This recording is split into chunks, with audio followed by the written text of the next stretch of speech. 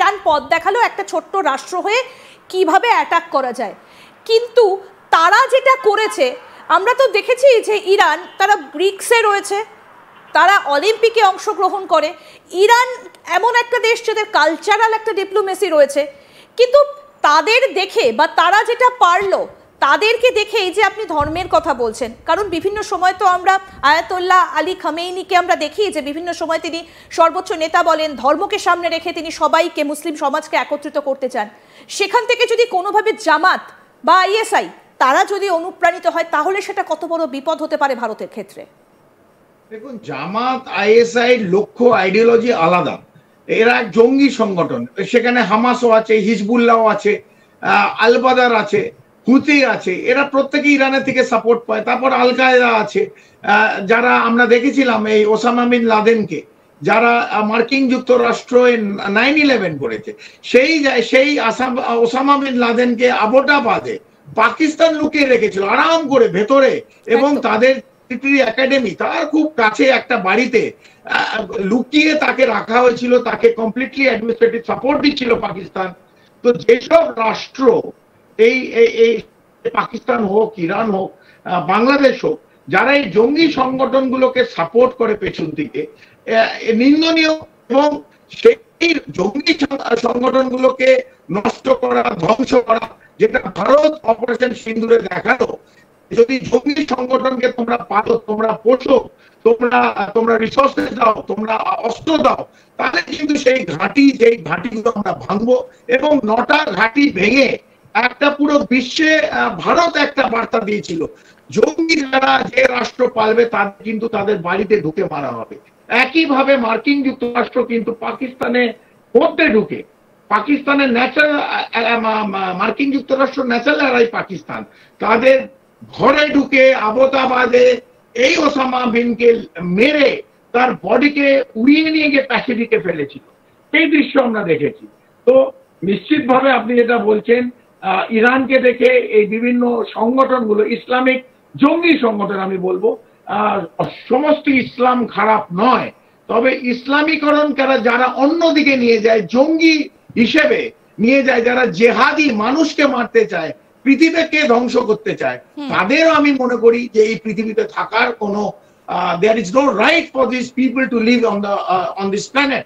তো সেই সব যদি জঙ্গি সংগঠনকে যারা পেছন দিকে সাহায্য করছে অথবা সামনের দিকে করছে, সেটা ইরান হতে পারে, সেটা পাকিস্তান হতে পারে, সেই জঙ্গি সংগঠনকে কিন্তু আমরা ঢুকে যে সে মার্কিন যুক্তরাষ্ট্র হোক, ভারত হোক, যে কোনো রাষ্ট্র ঢুকে কিন্তু তাদের আমরা মারব। একদম। অর্থাৎ এই জায়গায় দাঁড়িয়ে কি কি হতে পারে সেই সম্ভাব্য জায়গাগুলো নিয়ে আমরা আলোচনা করছি। একটা বক্তব্য একটু শোনাই, যার কথা এতক্ষণ ধরে আমরা বলছিলাম, ইরানের সেই সর্বোচ্চ নেতা আয়াতুল্লাহ আলী খামেইনি, তার কি বক্তব্য এই মুহূর্তে দাঁড়িয়ে, তারা কি সিজফায়ারের পথে হাঁটবে, কি বলছেন খামেইনি, তার বক্তব্যটা একটু শুনি।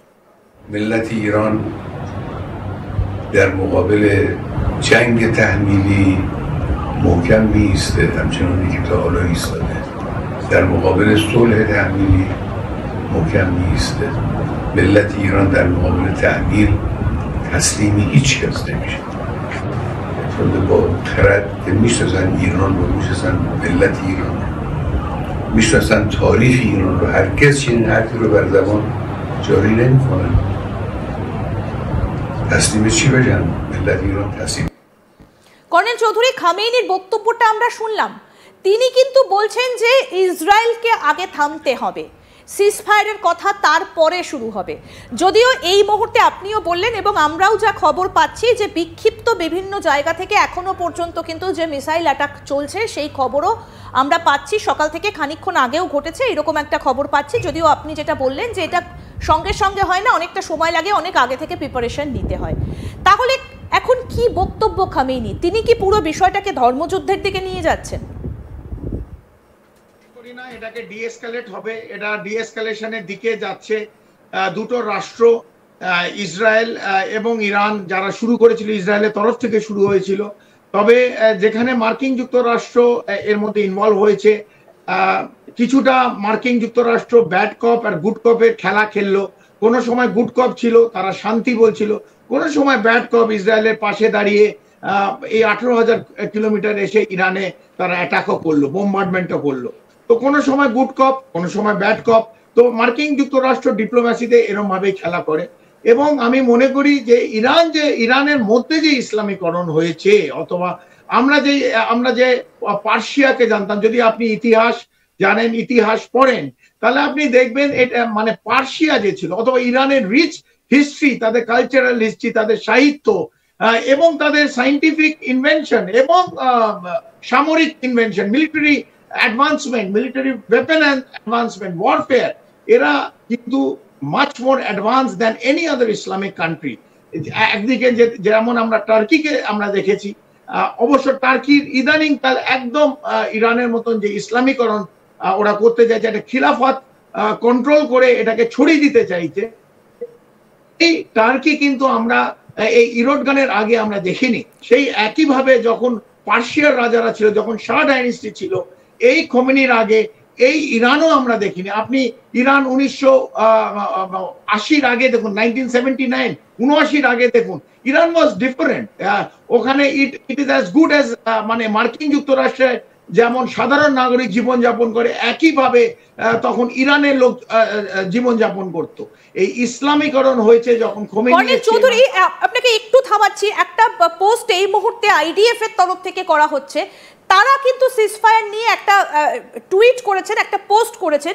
আমি একটু দেখাতে বলবো প্রোডাকশন টিমকেই যে ইসরায়েল ডিফেন্স ফোর্সের তরফ থেকে এই টুইটটা করা হয়েছে। কি বলা হয়েছে সেখানে? In light of the severe violation of the ceasefire carried out by the Iranian regime, we will respond with force. The Chief of General Staff LTG অর্থাৎ তার তরফ থেকে এটা বলা হয়েছে। তার মানেটা কি দাঁড়াচ্ছে? যে পরিস্থিতি আবারও কি এগিয়ে যেতে পারে, যুদ্ধের পরিস্থিতি? একদম ইন্দিরা একদম কারেক্ট। যদি এরা এটাকে বাড়ি যেতে চায়, এসকালেট করতে চায়, নিশ্চিতভাবে এসকালেট করতে পারবে। সেটি ইরানও এসকালেট করতে পারবে, ইসরায়েলও এসকালেট করতে পারবে। এবং এই পুরো মধ্যপ্রাচ্য, এই ওয়েস্ট এশিয়া উইল বি মানে কন্টিনিউয়াস একটা যে প্রবলেম আমরা দেখছি, সেটা তেলের দিকে আসবে, ট্রেডের দিকে আসবে, সাধারণ মানুষের বিপত্তি হবে। উচিত এই দুটো রাষ্ট্রে, বিশেষ করে ইসরায়েল, যারা টেকনোলজিক্যালি অ্যাডভান্স, যাদের পাশে মার্কিন যুক্তরাষ্ট্র আছে, যারা মার্কিন যুক্তরাষ্ট্রকে সম্মান করা উচিত। যে ট্রাম্প যে টুইটটা করলো, আমার মনে হয় এই সমস্ত জিনিস দেখে এই deescalation is the only way ahead. যদি ডিএসকালেশন হয়, যদি ইরান এটাকে রেসপেক্ট করে আর ইসরায়েলও সাথে সাথে রেসপেক্ট করে, তাহলে আমার মনে হয় deescalate is the only way out এটাকে বন্ধ করার জন্য। নাহলে এটাকে এসকালেট করতে গেলে যে কোনো রাষ্ট্র, সেটা ইরান হোক অথবা ইসরায়েল হোক, ক্ষেপণাস্ত্র বারবার ছুড়লে তো এটা আরো বাড়বে।